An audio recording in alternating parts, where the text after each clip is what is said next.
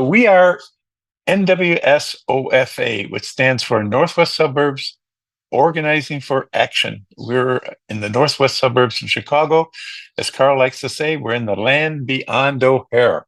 And we are an indivisible chapter. We're been in the ground about 12 years now. We originally were an OFA chapter under Obama, then became a OFA affiliate, Organizing for Action, and now we are an Indivisible chapter. And we are part of Indivisible. All those little gray dots you see out there are the chapters of Indivisible, literally thousands of chapters, new ones popping up every day on our morning calls, Monday through Friday at 9 a.m. 3 or 4 people will tell us they've just started a new chapter and they're on their second meeting and they grew from 7 people to 70 people in just a month. So it's really an amazing thing. We're organized on the twin snowflake system. So on the right-hand side are our issue groups. On the left-hand side are our communications groups. So the orange, the left-hand side is who you get you all those emails and Facebook and different text information from. On the right-hand side is how we grew as an organization. The very first issue that we started to work with when we had 17 members was gun violence prevention. That's the one up on the very top left. And that was right after Sandy Hook. And we were trying to figure out how we could be a group. And so we formed around gun violence prevention. And then in short orders, healthcare reform, immigration reform, social justice, stand with women. We added each one of these. Then we added fiscal and economics, who we'll hear from tonight. Recently, we added election outreach, both federal, state, and local. Next week on Tuesday, we'll have climate change presenting. And then we have 2 broad groups, which stand for Restore Our Democracy. One side works on voting rights, elections, gerrymandering, vote by mail, and all election-oriented areas. And then the second one started with 2 years ago, talking about confronting disinformation. And now it really hits the issues of the day. And so those are our 10 issue groups. Today, we service an area of about I think we have 6 townships, about 600,000 people live in those townships, and we now have 7,700 members. The secret sauce of our organization is our 24 all-volunteer leads. Most of the leads work on the blue issue sides, but many of them also help us out with the communications side. Tonight, we've got Karl Faulstich and David Doney, our fiscal and economics co-leads. They've been doing this, guys, for a good 10 years at least, and one of the most consistent analysis of the U.S. fiscal and economic trends. So I'm going to turn it over to Karl. Karl, go ahead. Welcome. This is the March meeting of the Fiscal and Economic Issues Discussion Group. I'm Karl Faulstich. David will be up on screen here in a moment. And what we try and do is present the facts, what's going on in the economy, what's going on in legislation, and that allows us to, use those facts to sharpen our arguments in discussing what's going on with others, whether that's commenting on a Facebook post, commenting on a New York Times editorial, or just having a discussion with your friends. Trump inherited a good economy. When he came in, again, it's arguably the best economy in 50 years, low unemployment rate, high real wages, solid job creation, coming down from when we were recovering from the pandemic, but still solid. Unemployment rate's low. Inflation has come down. The economy that he inherited, contrary to all of his claims that the economy is a disaster, what he got was not a disaster. So the monthly employment report or jobs report is perhaps the most important economic news release every month. Comes out typically on the first Friday of the month for the prior month. The jobs report is payroll jobs. It does not include Uber and Lyft drivers and Grubhub delivery folks. But then there's also the household survey, which does include those folks. So if we look at the jobs, there was a pre-pandemic peak during the Trump term of 152 million jobs. We then dropped over a period of 2 months, 22 million jobs. Many of those were low paying jobs, we'll come back to later. Under Trump, we were recovering jobs, although we had a big dip in December of 2020, right before Biden took office in January. But then we've been steadily adding jobs since then. We've added jobs every month, and we're now up to from 152.3, we're now at 159.2 for payroll jobs. Pretty good. But as I said, we had great job growth when we're recovering from all those 22 million lost jobs. If we see here, back in June of 22 was when we got back to the level where we're at pre-pandemic. And at that point, job growth has slowed, although it's still, going at a pretty good pace. And we'll give you job growth under Obama and Trump in a couple of slides to let you see what we're talking about here. So this 3-month rolling average. So 200,000 jobs in the 3-month average. That's what I was saying. Average monthly job creation in Obama's second term was 216,000 jobs per month. Under Biden total, it's 337. But if we count only from when we'd fully recovered the jobs lost during the pandemic, it's 217,000 jobs per month. Both of those are darn good. They were beaten by Clinton, but not by many others. Trump pre-pandemic was averaging 180,000 jobs a month in his first term. And if you include all 4 years, we actually lost an average of 57,000 jobs a month because we lost over 2 million jobs during Trump's first term, the first net jobs loss president since Herbert Hoover. What a great economic record that is. So the unemployment rate tells us what percent of the labor force is not working. And the labor force, so historical average is about 5.7. We saw before it was about 4. It's based on the household survey, which is about 60,000 people surveyed every month. To be counted in the U3 unemployment rate, a person has to be has to have looked actively for work in the past month, being available for work, and not have worked during that month. So that's the U3 unemployment rate. We'll cover the U6 in a moment, and we will ignore U1, 2, 4, and 5. What we see here is that when Trump took office, his first term, the unemployment rate was at 4.7%, so it's pretty good when Obama left office. It got down pretty low to 3.5 at its lowest. Then the pandemic, where we lost those 22 million jobs. And so when Trump left office, the unemployment rate was 6.4%. So the unemployment rate went up under Trump, which is pretty consistent for a Republican president not named Reagan. Otherwise, the unemployment rate has gone up under every Republican president since World War II. You see is that we got a low unemployment rate briefly under Biden, and it's come back up, and we're at 4.1. And this is the unemployment level. Obviously, when Biden started, with all those people who lost jobs during the pandemic, we had a number of unemployed was 10.25 million, got down to 5.75 million. We're now just over 7 million. So not bad numbers, but not great. And we're up about 1.3 million unemployed versus the trough. And this is the household survey numbers for February, and they were not good. Most of these numbers are negative, but I will tell you that this is a very volatile survey, and a negative month may or may not be the start of a trend. And it's too early for us to tell at this point. But what we see here is that the population grew by 162,000, but the people who said they were available for work and either working or unemployed shrunk by almost 400,000. The number of people unemployed shrunk by almost 600,000. So the number of people categorized as unemployed grew by 203,000, but not in the labor force, grew by 146. That's basically the adding of these two numbers, the population gain plus the not in the labor force.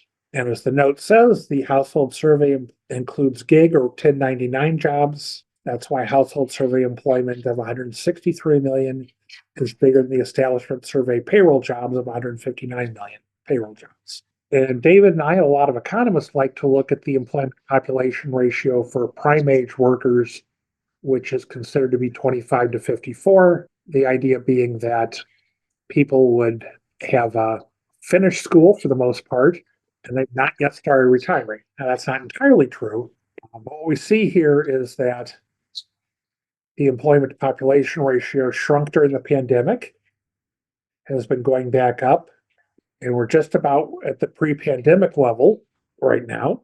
And Constant has her hand raised and has a question. So what is your question or comment? And if you're muted, unmute yourself to ask. Thank you for taking it. I just had a question as you were going along, and I'm wondering, with all the jobs being lost in the federal sector and Trump not seeming to care about that very much because he keeps on doing it, might we assume that he's assuming this will be a temporary decrease because he will fill all those jobs in a privatized sense when billionaires take or private companies take over the federal, what had been federal jobs and privatize them in the private sector? Okay. Well, you're right that we're not yet seeing the effect of, because all we have is the mid-February data, and we don't really see much of an effect of the loss of federal jobs or jobs period in the February data, although federal jobs did go down by 10,000. And going forward, it'll be interesting to see what happens with jobs, both from the loss of federal jobs, although courts are now asking the Trump administration to rehire a bunch of people, but then also workers that are being deported and how that affects. And so Julie, I think, is my next person that had her hand raised. Julie Austin? Yes. I'm not sure. I can't remember where this came from, but I think one of the Trump administration econ guys was saying that it wasn't necessary to include the government employees in the labor statistics. I don't know if I was trying to find it here, the exact source, but I just heard it. I wondered if you had heard that, and why would they even suggest such a thing? Number one. Number two, how would that play into all of the labor statistics would you just be separating it out, or? Okay, number one, I have not heard that. I have heard that some people did want to separate government caused GDP from the overall GDP number, but I haven't heard it on the jobs numbers. Maybe I heard it wrong. Maybe it was that GDP. It might have been that, now that you said that. So how does that work? Well, I mean, the GDP reporting includes the contribution from the government. The jobs reporting includes the contribution from the government. So as a separate. And I'll add that the government only added, like, when we were looking at GDP growth figures like 2% or 2.5 or 3, government's adding like 0 to a quarter percentage point of that. So meaning like government contributed 0.5% of that 2.5. It's like a fifth of it. So government is not what's been driving this. It's something that the Republicans have been trying to say, that because spending was X dollars, that's what is driving the GDP. They keep coming up with really bad arguments for attacking the Biden administration, and Karl and I just keep knocking them down. It's like whack-a-mole. They come up with some ridiculous thing. The fact is, the economy is one of the best in 50 years, and it's across the board. It's not just in one area. And so it's easy to knock these things down. It creates doubt in people's mind when they keep attacking it. And their attacks are just not credible. You could just tune them out as nonsense. And Karl and I will give you this presentation every month. So if you're wondering, just come here and we'll take care of it. So. Okay, thanks. It was just kind of an oddball thing. I mean, it is. The bottom line is government's like a fifth to a quarter of the GDP growth. It's not a lot. Okay, Juliana, I think you were next. Oh, me. Okay. I was just wondering, and you may get to this in the next couple of slides, but what's the next economic indicator that we're looking for to get a feel of what's going to happen after February? Well, you could go on the Bureau of Labor Statistics site and take a look at their calendar, and they publish stuff virtually every day. You know, I don't look at all those reports. I think the Yeah. next one that I'm going to look at is the JOLTS, or job openings and losses report, which basically compares, among other things, job openings versus unemployment. And that's usually a few days before the employment report, which will come out the first Friday in April. That first Friday report that Karl just mentioned I think is the right one. You're looking to see what's happening with jobs. And if the number of jobs that are created, I think we told you it was about 151,000 last month. If you see that start to go toward 50 or toward zero or negative, that's telling you that the economy is really starting to slow down and we're starting to see a recession. It's probably your primary indicator is the job creation. That answer your question? Yeah, I'm sorry. That's just to confirm all of that. It's just the beginning of April will come out. First Friday in April, the March employment report will come out. Okay. And I just want to reference what the prior person's question, I think I did hear that what she was talking about. I thought it came from Russell Vogt, that he says he's going to carve out federal employees from the counts, whatever, the statistics. That's what I heard. Okay, maybe I had not heard that. Maybe they're going to, whether they're going to stop publishing government employment. Because if they don't stop publishing government employment, we can still do it ourselves. Hey, Marcia, I think you're next. Marcia disappeared on me. Hi, can you hear me? Yes, I can hear you. Okay, thank you. I had a question, as well as did my sister tomorrow. So with all the recent activity of federal employees losing their jobs, our question was, is there any data that is going to show the calculations of how much has been lost in Social Security contributions? Eventually, yes, but I don't think it's going to come out on a weekly basis. Do you think it might be like a quarterly basis, and as this is unfolding? I don't know. That's not a metric I'm really going to focus on in the near term. Yeah, and then what about the ones that are going to be coming back from a paid leave, or put on paid leave, being put on paid leave? Again, the folks that are voluntarily or involuntarily on a paid leave, it'll be interesting to see how that's handled and what the courts require. Okay. Well, I guess that's all forthcoming. All right. Thank you so much. Okay, Chris, Ross. Hi. Yeah, I don't know how intelligent this question would be, but I'm just kind of curious. I heard somewhere like back during the pandemic, the job numbers were sort of and unemployment numbers were sort of affected by people voluntarily leaving the workforce, just sort of not looking for work again. Is that number tracked, or like how valid would that like argument be? And do we kind of, if it is, like, do we track it somehow, or is there a particular report or numbers or equation that goes into that? Well, again, to be counted as unemployed, you have to have actively looked for work. That would be people dropping out of the labor force. And so we would look at the, change in the labor force. Shall we get back to the presentation? That work for everybody? Okay. So this is what I call the JOLTS report, or the openings to the unemployed. Job openings are the green numbers, the unemployed are the blue numbers. For most of the period of the last few years, the number of job openings has exceeded the number of unemployed by at least a little bit, except when we lost those 22 million jobs in 2 months back in 2020, first half of 2020. And so this is just the ratio of the job openings to the unemployed. You see it was about 1.2, then it went negative, or, basically, and then sprung back up. And this is the period where people were job hopping like crazy, voluntarily quitting and going for a higher paid job. And the job openings are such that that's not as prevalent today as it was back in the fall of 2022. And this is federal civilian employees, so it doesn't count soldiers. And what we see is that since 1960, federal employment has been steadily came down until about 2000. Then it leveled off under the first President Bush. Now these spikes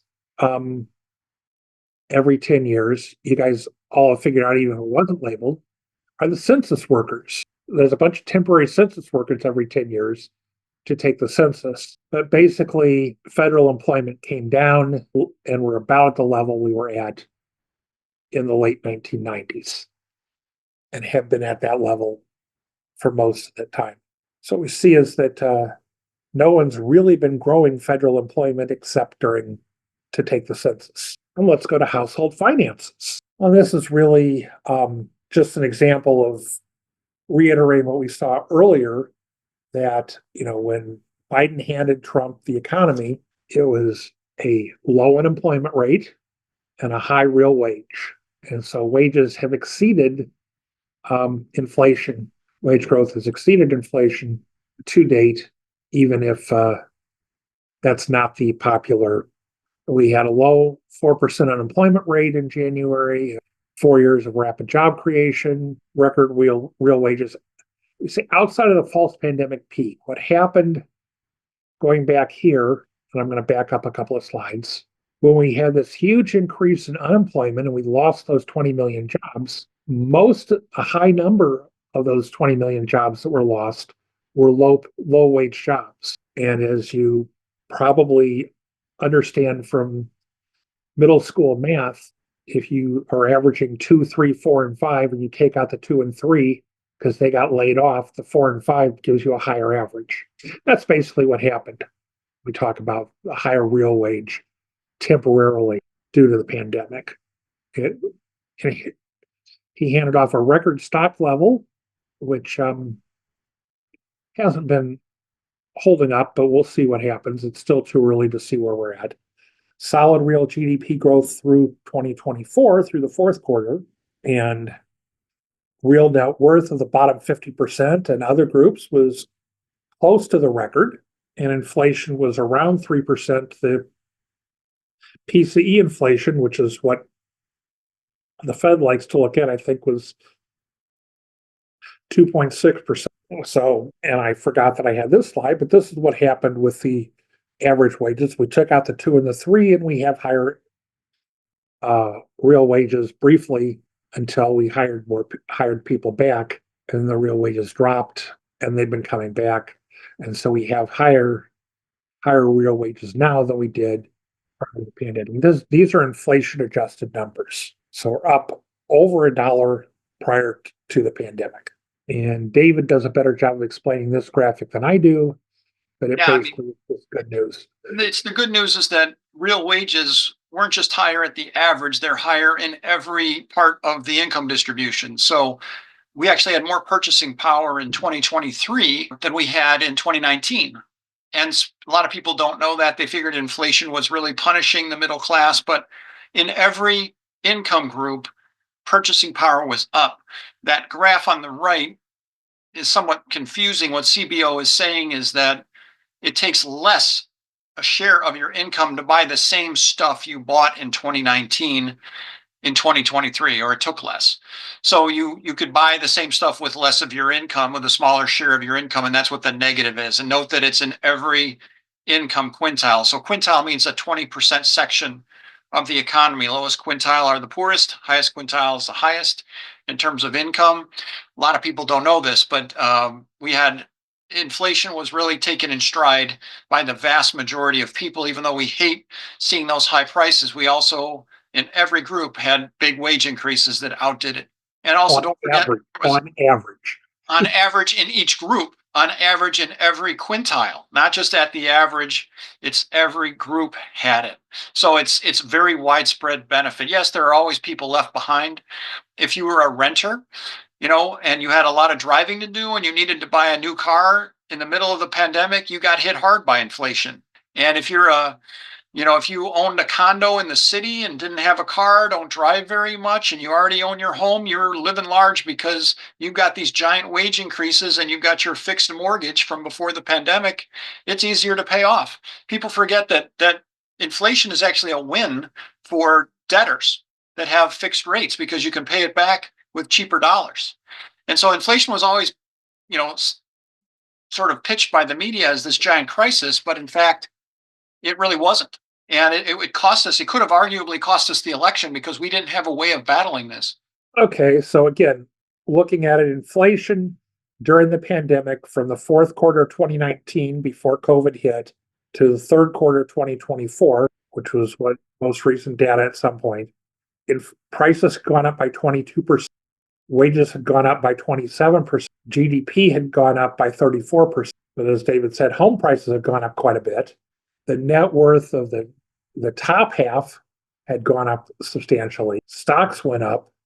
But interestingly, the net worth of the bottom 50%, the bottom half, had gone up quite a bit as well, even more than as a percentage than the net worth of the top half. And this is every time that our Republican friends tell us we can't pay our debt because it's so huge, we look at the net worth of Americans and we see that it's multiples of our debt. If we can figure out a way to tap this net worth and tax it, we can pay off the national debt, but we really don't want to do that for a number of reasons. Let's look at inflation by month. And what we see here is that it's not consistent, but we do see that it went down, went back up, especially with the threat of the tariffs. And now it's come back down because the tariffs haven't really kicked in yet. The other thing is gas prices went up through April.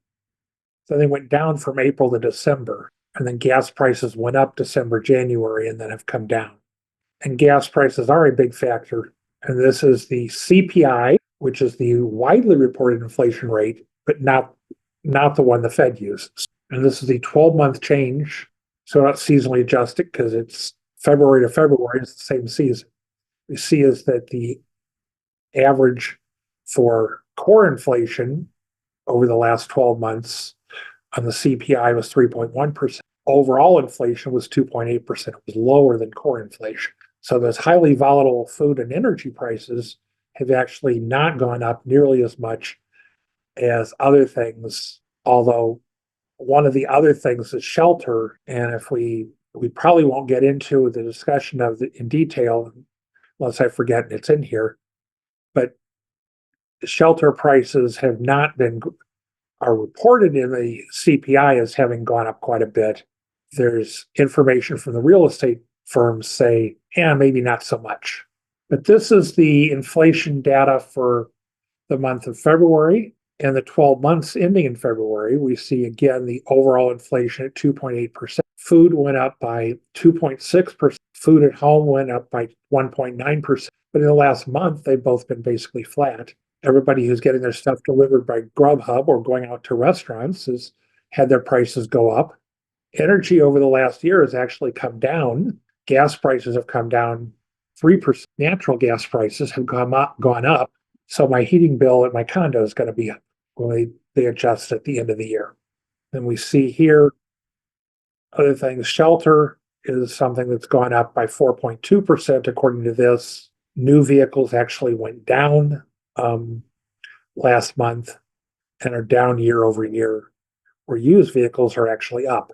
And the personal consumption index, the PCE, is the Fed's preferred measure, and it's the basis for their 2% target. And here's where we see that the PCE numbers are a little bit lower than the CPI numbers, where the PCE core is 2.6, the CPI core was 3.1, and 2.5 versus 2.8. When people look at the CPI numbers, they go, well, we're not really close to 2%. Well, we're closer than that if you look at the numbers that the Fed actually looks at, the PCE inflation. And this is just a little summary chart that, for our conservative Republican friends, if we look at the change in the unemployment rate by presidency, we see that it basically went up under every Republican president except Reagan. Did go down under Reagan in his second term. And it has gone down under every Democratic president, although the reduction under Carter is tiny. But you see that the recent Democratic presidents have had substantial reductions in the unemployment rate. And the recent Republican presidents, Bush 43 and Trump, had substantial increases in the unemployment rate. And we look at the budget deficit again as a percent of GDP, which is the way most economists look at it, as opposed to real dollars. We see that it went way up under Bush 43, the second Bush, because we were actually had a surplus when he took office and had a really big deficit when he left. And the next biggest gainer was Trump, The budget deficit actually went up under Kennedy, Democrat, and went down under Eisenhower. But otherwise, budget deficits and the unemployment rate go up under Republicans and come down under Democrats. And that's been true most of the time since World War II. All right, David, do you want to take over for this section? Joanna. Just a quick question. When are we going to hear from Jay Powell again? I think the Fed is going to issue a statement this week. Look forward to that. I suspect that we're going to see no change in interest rates. Yeah, I think they're in wait and see mode. We good to go? All Yeah. right. Yes. All right. I'm sorry, let me get to the right page here. All right. So what Trump is doing is he wants to extend his tax cuts. And if he does that, that's going to add about $4.6 trillion more to the debt over the next decade. And we're expecting to see $21 trillion in debt added, and that moves that up to about $26 trillion approximately. Now, he's also planning some other tax cuts beyond this, so I'll cover that in a little bit, but this just allows you to see kind of the much larger deficit that we'll have if those tax cuts are extended.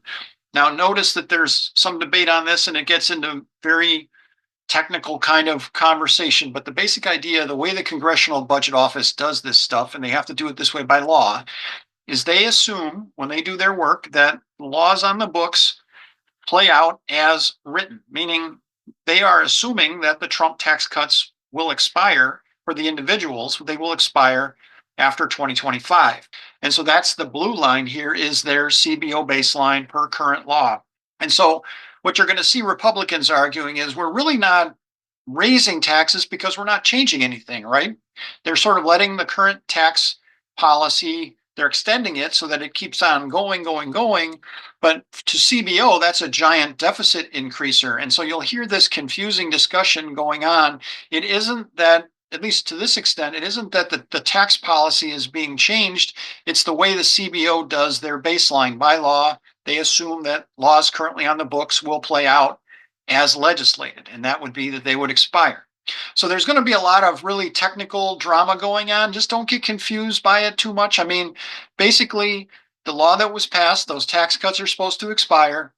And if they don't expire, the budget deficit is going to get way bigger. The debt's going to get a lot bigger. This shows some additional tax cuts that Trump is proposing. So cutting taxes on tips, taxes on overtime pay, cutting taxes on Social Security. There are various taxes. I'm not even sure exactly what the details are on the second to last one there, but the idea would be that there are going to be additional tax cuts on top of the ones that he's already talking about, and that takes this up somewhere from that 4.6, which is that sort of the first line there is 3.9 to 4.8. The CBO number is that 4.6 trillion. They're looking at between a range, if you look at the blue line, between 5 and 11 trillion dollars added to the debt relative to the CBO baseline if all those things are extended. And it depends on what assumptions you make, and there are a variety of things that go in there, but it's a giant number, let's put it that way. It will dwarf any savings they get from Dodge cutting government employees. And this is just the debt to GDP ratio, which is somewhere in that 100 range, the way they're computing it. And depending on what happens, it's going to climb as the country ages. It's almost unavoidable, but it's going to climb a lot faster depending on those tax cuts and how, what happens relative to that prior page I just showed you. Now, one thing about these tax cuts is how incredibly skewed to the rich that they are. That's why progressives, like most of us on the call, do not like those cuts. It isn't that we mind, the middle class getting their tax cut extended. It's that we don't like the top of the food chain getting their tax cut extended. And so what this is saying is that about half, 49% of the benefit of extending the tax cuts goes to the top 5% of the population. So 50% for the 5%. And if you don't follow Steve Ratner, if you're somebody that's on Twitter or Blue Sky, I highly recommend him because he's the charts guy for MSNBC. He cranks these things out constantly, and they're really good charts. So keep him in mind. And when it comes to dollars, what does this mean? The top 1% family is going to be getting a $70,000 tax increase if the Trump tax cuts expire. They will avoid that tax increase if they just continue along, if they're just extended. So this is what would happen. This is what benefit they get if the tax cuts are extended, or if those tax cuts expire, here's how much more each group would pay in taxes. And so that middle group, around $1,000 that the typical household will pay. So there was, on the left, there was always this argument that the Trump tax cuts only benefit the rich. That's not true. They benefit everybody. They just benefit the rich. In terms of your pocketbook, they benefit the rich much, much more. That group is the one that's paying the large income tax amounts, and they get a giant benefit from this. If you'll recall, under Obama, what Obama did was he kept the Bush tax cuts. About 80% of the dollar value of the Bush tax cuts were retained, but he let taxes go back up for incomes over 400,000, for households over 400. And so that is what Democrats would have done if we had won the election, most likely, if we could have, but that's not what's likely to happen here. Now, Republicans have a budget plan, and it's not, and correct me here, Karl, it's not officially, there isn't an official budget yet. This is an outline, sort of a sketch. Remember that budget outlines do not have power of law until even a budget is not law. You got to pass it as appropriations legislation. So if you hear, eventually you're going to hear the Republicans passed a budget. Even that is not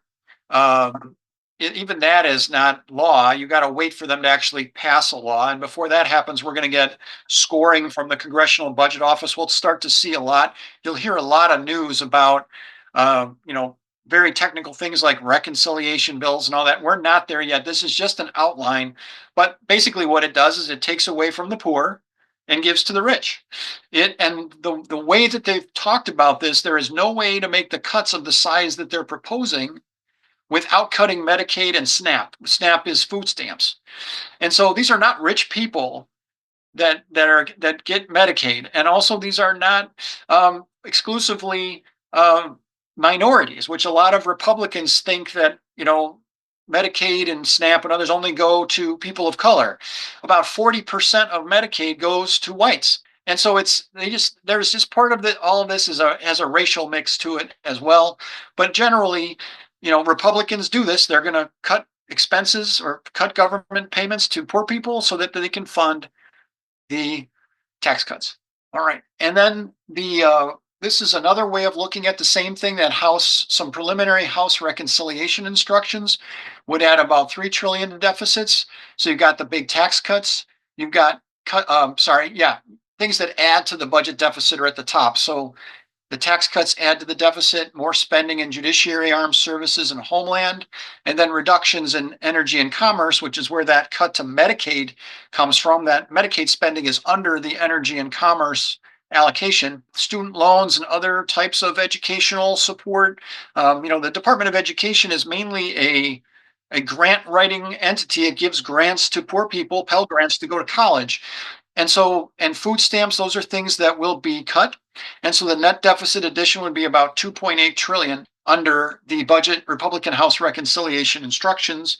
And again, that gets into some pretty technical sausage making. We'll see eventually when the CBO scores this as legislation. So we got a while to go before that happens. But this is kind of the outline. It's not new. Cut for the poor, give to the rich. You've heard a lot about Dodge, Department of Government Efficiency. There's already, the Government Accountability Office and other entities that are there charged with making the government run more efficiently. They are professional auditors. They are looking at all the different government areas. There are thousands of them working on this, constantly making the government ideally run better. And so Dodge came in and made all these claims like 55 billion in savings, blah, blah, blah. And when NPR did the analysis, they really knocked that down to 2.3 billion. So 55 down to 2.3, and there's still ongoing discussion about these things. And, the Dodge on their website, they post these things they call receipts, but that doesn't really mean they've cut anything yet. And so if you're very confused about what's actually happening, join the club. I think a lot of this is working its way through the courts. There's a lot of, what is savings, and also when you do a process improvement project, you can cut muscle and not just fat, meaning you can actually cut the ability to deliver services, to deliver things that matter. You're not always cutting, stuff that didn't matter. So when Dodge says we're cutting 55 billion or whatever their number is, we don't have, because they've done this so quickly, we have no sense that they have actually done this right, and Karl and I are CPAs. I'm a professional internal auditor, like the Government Accountability Office people. That's my kind of work. It takes like 3 or 4 months to do a process improvement analysis for just one area. And a place like Social Security's probably got 20 or 30 big processes. Each of them would take a team of people 3 or 4 months to analyze. And then it could take months beyond that to upgrade the systems or change the procedures or get new reports. I mean, the idea that they've generated all this helpful savings in a matter of weeks is ridiculous. Anybody in my business that would look at this would be like, you guys are full of it. And it turns out, as NPR is reporting, they are. So, if their goal is to punish government workers, they are succeeding. I mean, it's no fun being a government worker right now. And there's a lot of people in MAGA that think that's just great, except for the ones that are, I didn't think they'd fire me. There are government workers that are MAGA, but also remember that the federal government is very heavy employer of veterans and also very heavy employer of disabled people. So this is very punishing for a lot of people, and it's being done very hastily and without any kind of credibility for people that know how this gets done. And it's really a terrible thing that's happening with them.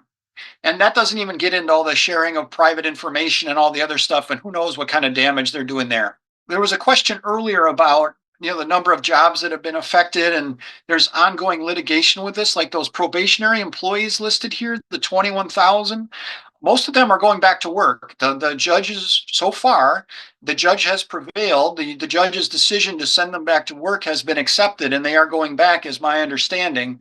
Like 18,000 of them, or some very large number, are going back. And, they were fired allegedly for cause, and there was no cause, obviously. Can't find cause on 20,000 people overnight and fire them. So one thing I will say, that if you are a New York Times subscriber or Washington Post, they're doing something really well. And people that have been on this call with us know I'm not a big fan of how the media has been doing this, but they're doing something interesting, which is ongoing article, what they call a rolling article, meaning these articles continue to exist and keep getting updated every day. And so you can find them and bookmark them. And here's one of them, which is what's going on with the federal workers. There's another one WAPO and New York Times have for the legislation. I'm sorry, for the litigation that's trying to block Trump and all the things he's doing. And so you can see this stuff day in and day out. You can see what the current status is. And it's really an effective way, I think, to do it. You can just go to one place and find it, and you'll see the links in different places. You can find this article, obviously, by the title easily enough, and other ones will have you'll have the name of the article at the bottom if it's not right there in the top. But keep an eye out for these. These are really good public services that the papers are doing, and I've got to give them credit for that. Now, here's a really interesting one, and this gets at that idea of waste and not doing process improvement the right way.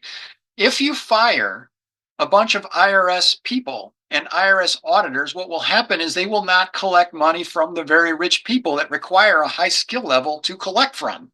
And so what may wind up happening is the Dodge cuts to the IRS may offset nearly all or all of their cuts, meaning Dodge may actually increase the deficit.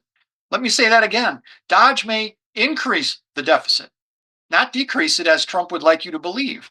And so just the IRS alone is a tremendous amount of money. There's an incredibly high return on adding another IRS auditor, because there is so much money sitting out there. I've seen estimates as high as $500 billion a year in tax dollars we don't get because rich people know how to hide it.